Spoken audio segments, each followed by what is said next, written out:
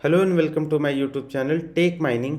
आज हम लोग बात करेंगे occupational safety health and working condition code 2020 के बारे में, जिसमें हम लोग सेक्शन 10 से लेकर सेक्शन 15 तक को डिटेल डिस्कशन करेंगे। और ये वीडियो काफ़ी इंपॉर्टेंट होने वाला है आने वाले माइनिंग सरदार एग्ज़ाम। और अगर आप डीजीएमएस प्रिपरेशन भी कर रहे हैं, जैसे कि आप फर्स्ट क्लास एग्ज़ाम की तैयारी कर रहे हैं या फिर लेजिस्लेशन पार्ट की तैयारी कर रहे हैं, तो ये वीडियो काफ़ी आपके लिए इम्पॉर्टेंट होने वाला है। तो बिना देरी के वीडियो को शुरू करते हैं।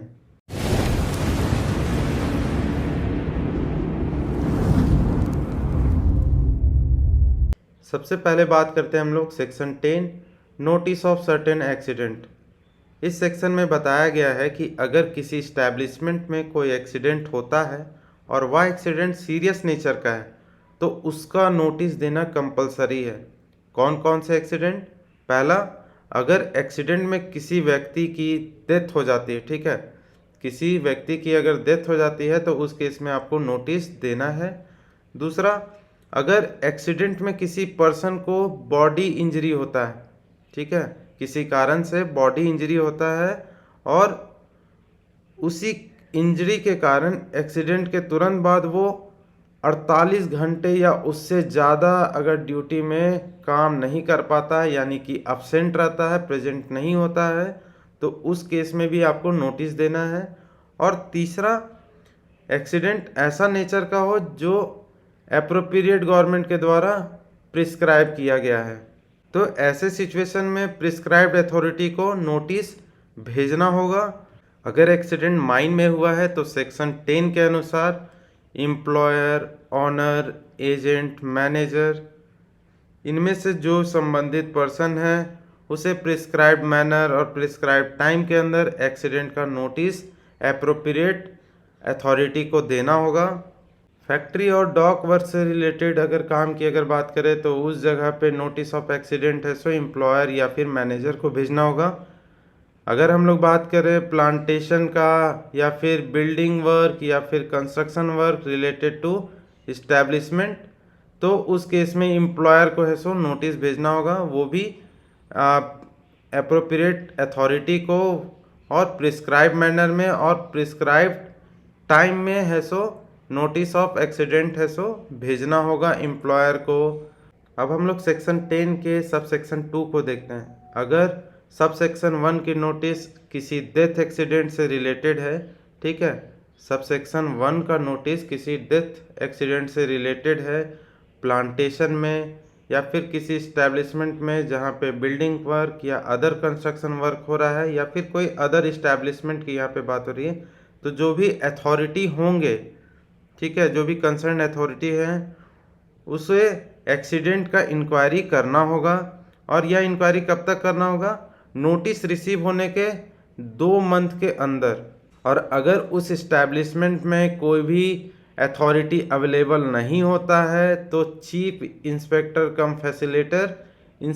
कम फैसिलेटर से वो इंक्वायरी करवाएगा, वो भी सेड पीरियड में, यानी कि 2 मंथ के भीतर चीफ इंस्पेक्टर कम फैसिलेटर से इंक्वायरी करवाएगा। याद रखने की बात यही है कि अगर किसी भी तरह का यहाँ पे डेथ होता है तो उसका इंक्वायरी करना होगा, ठीक है, और वो भी विद इन 2 मंथ्स। आगे बढ़ते हैं। अब आते हैं हम लोग section 11 notice of certain dangerous occurrence.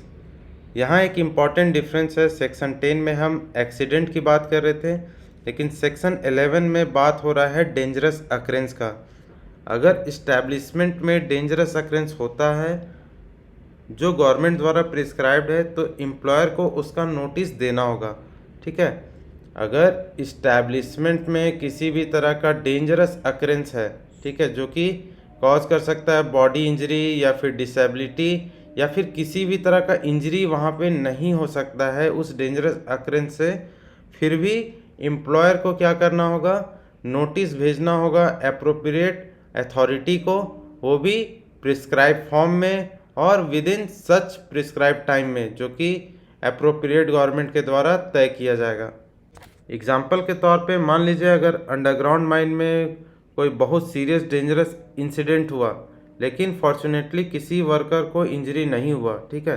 अगर वह प्रिस्क्राइब डेंजरस अकरेंस है तो उसका नोटिस एम्प्लॉयर या फिर ऑनर या एजेंट या मैनेजर को देना होगा। यहाँ पे याद रखेंगे कि जो सेक्शन 10 है वो एक्सीडेंट से रिलेटेड है और जो सेक्शन 11 है वो क्या है, डेंजरस अकरेंस से रिलेटेड, जिसमें हमें नोटिस देना होता है डेंजरस अकरेंस। आगे बढ़ते हैं। अब हम लोग बात करते हैं section 12, notice of certain disease.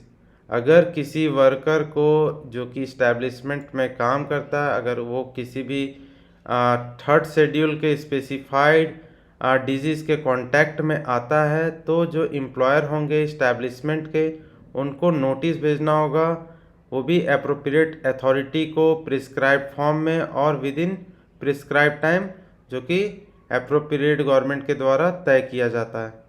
अब हम लोग बात करते हैं सेक्शन 12 के सब सेक्शन 2 को, जिसमें क्वालिफाइड मेडिकल प्रैक्टिशनर का ड्यूटी बताया गया है। अगर कोई क्वालिफाइड मेडिकल प्रैक्टिशनर यानी कि क्वालिफाइड डॉक्टर ऐसे पर्सन का एग्जामिन करता है जो इस्टेब्लिशमेंट में एम्प्लॉयड है या पहले इस्टेब्लिशमेंट में एम्प्लॉयड था, और डॉक्टर को लगता है कि वह वर्कर थर्ड शेड्यूल के स्पेसिफाइड डिजीज़ के मतलब कांटेक्ट में आ चुका है, तो जो मेडिकल प्रैक्टिशनर है उसको बिना डिले किए एक रिटन रिपोर्ट है सो चीफ इंस्पेक्टर कम फैसिलेटर को भेजना होगा, वो भी प्रिस्क्राइब मैनर में विद इन सच टाइम, जो कि एप्रोप्रिएट गवर्नमेंट के द्वारा तय किया जाता है। ठीक है, यहाँ क्या बोला जा रहा है कि अगर कोई क्वालिफाइड मेडिकल प्रैक्टिशनर एग्जामिन करता है वो पर्सन को जो इस्टेब्लिशमेंट में एम्प्लॉयड है या पहले एम्प्लॉयड था, और उसे लगता है कि वो थर्ड शेड्यूल के स्पेसिफाइड डिजीज से सफ़र कर रहा है, तो जो मेडिकल प्रैक्टिशनर है उसे बिना डिले किए एक रिटन रिपोर्ट है सो चीफ इंस्पेक्टर कम फैसिलेटर को भेजना होगा। और अगर क्वालिफाइड मेडिकल प्रैक्टिशनर ऐसा करने में फेल होते हैं, यानी कि रिटन रिपोर्ट भेजने में फेल होते हैं, अगर कंप्लायंस नहीं करते हैं ऐसा, तो उनको पनिशमेंट के तौर पे 10,000 रुपये का पेनल्टी लगाया जा सकता है। ठीक है, एग्ज़ाम में ये क्वेश्चन पूछा जा सकता है कि अगर qualified medical practitioner written report अगर चीफ इंस्पेक्टर कम फैसिलेटर को नहीं भेज पाता तो उस पर कितना पेनल्टी लगाया जा सकता है, तो इसका आंसर क्या होगा, 10,000 रुपये। ड्यूटीज़ ऑफ एम्प्लॉय, सेक्शन 13 में दिया हुआ है ड्यूटीज़ ऑफ एम्प्लॉय। इसमें बताया गया कि वर्क प्लेस पर एम्प्लॉय का सेफ्टी रिलेटेड क्या रिस्पॉन्सिबिलिटी बनता है। इसमें 7 ड्यूटीज़ है सो दिया गया है, जो कि ए से लेकर जी तक है। एम्प्लॉय को अपना हेल्थ एंड सेफ्टी का रीजनेबल केयर है सो लेना है, साथ ही अपने एक्ट या फिर ओमिशन से अफेक्टेड होने वाले अदर पर्सन की भी सेफ्टी का ख्याल रखना है वर्क प्लेस पे। दूसरा है एम्प्लॉय को प्रिस्क्राइब सेफ्टी और हेल्थ रिक्वायरमेंट को भी कंप्लाई करना है। सिंपल लैंग्वेज में सेफ्टी रूल्स को फॉलो करना है एम्प्लॉय को ड्यूटी दौरान में। तीसरा है cooperate with the employer in meeting the statutory obligation for the employer under this code. Employee को एम्प्लॉयर के साथ कोऑपरेट करना है ताकि एम्प्लॉयर अपने statutory safety obligation properly fulfil कर सके। ठीक है, एम्प्लॉय को क्या करना है, कोऑपरेट करना है किसके साथ, एम्प्लॉयर के साथ, जैसे कि सेफ्टी ट्रेनिंग, सेफ्टी इंस्पेक्शन या फिर इमरजेंसी ड्रिल या फिर मेडिकल एग्जामिनेशन, सेफ्टी प्रोसीजर, इन सब में एम्प्लॉय को कोऑपरेट करना चाहिए ताकि जो भी एम्प्लॉयर है उन्हें अपना जो स्टैट्यूटरी ऑब्लिगेशन है उसे फुलफिल कर पाए। आगे है, अगर एम्प्लॉय को वर्क प्लेस पर कोई अनसेफ सिचुएशन या फिर अनहेल्दी सिचुएशन दिखाई देता है तो उसे एज सुन एज एम्प्लॉयर को रिपोर्ट करना चाहिए। एम्प्लॉय या information health and safety representative को भी दे सकता है। माइन के केस में एम्प्लॉय रिपोर्ट कर सकता है एजेंट को, मैनेजर को, सेफ्टी ऑफिसर को, या फिर जो वर्क प्लेस के रिस्पॉन्सिबल ऑफिशियल हैं यानी कि ओवरमैन, माइनिंग सरदार, इनको भी है सो रिपोर्ट कर सकता है अनसेफ या फिर अनहेल्दी सिचुएशन को। अगला है एम्प्लॉय को वर्क प्लेस पर हेल्थ और सेफ्टी और वेलफेयर के लिए प्रोवाइडेड अप्लायंस या फैसिलिटी को विलफुली इंटरफेयर नहीं करना है, मिसयूज़ नहीं करना है, नेगलेक्ट नहीं करना है, ठीक है। इंटरफेयर नहीं करना है, मिसयूज़ और नेगलेक्ट नहीं करना है कोई भी अप्लायंस को। सिंपल लैंग्वेज में यही समझिए कि सेफ्टी इक्विपमेंट के साथ कोई भी छेड़छाड़ या उसका गलत इस्तेमाल नहीं करना है। अगला है एम्प्लॉय को ऐसा भी कोई काम नहीं करना है विलफुली या फिर विदाउट रीजनेबल कॉज जो कि खुद के लिए डेंजर हो और दूसरों के लिए भी। लास्ट है एम्प्लॉय को वो अदर ड्यूटीज़ भी परफॉर्म करना होगा जिन्हें अप्रोप्रिएट गवर्नमेंट प्रिस्क्राइब करे, ठीक है। आगे बढ़ते हैं। सेक्शन 13 में हम लोग ड्यूटीज़ ऑफ एम्प्लॉय को देखा। अब हम लोग सेक्शन 14 में बात करेंगे राइट्स ऑफ एम्प्लॉयज़, और सब सेक्शन 1 बोलता है right to obtain safety information. अगर एम्प्लॉय को एम्प्लॉयर से अपने हेल्थ या सेफ्टी एट वर्क से रिलेटेड इंफॉर्मेशन प्राप्त करना है तो उसे उसका राइट वहाँ पे दिया गया। हर एम्प्लॉय को एम्प्लॉयर से अपने health and safety at work से रिलेटेड इंफॉर्मेशन प्राप्त करने का राइट है। अगर एम्प्लॉय को लगता है कि वर्क प्लेस पर सेफ्टी या हेल्थ के लिए एडिक्वेट प्रोटेक्शन नहीं है तो वह अपनी बात डायरेक्ट है सो एम्प्लॉयर से कर सकता है या फिर सेफ्टी कमेटी के मेंबर के थ्रू अपना बात रख सकता है सेफ्टी कमेटी में, जो कि कंस्टिट्यूट होता है सेक्शन 22 के तहत। अगर एम्प्लॉय को फिर भी सेटिस्फेक्शन नहीं मिलता है तो वो अपना मैटर जो है वो इंस्पेक्टर कम फैसिलेटर के पास रेज कर सकता है। इसमें यही है कि अगर किसी एम्प्लॉय को अपने हेल्थ या फिर सेफ्टी रिलेटेड कोई भी क्वेश्चन अगर रेज करना है या फिर इंफॉर्मेशन देना है या फिर इंफॉर्मेशन लेना है तो डायरेक्ट एम्प्लॉयर से या फिर सेफ्टी कमेटी के मेंबर से कह सकता है।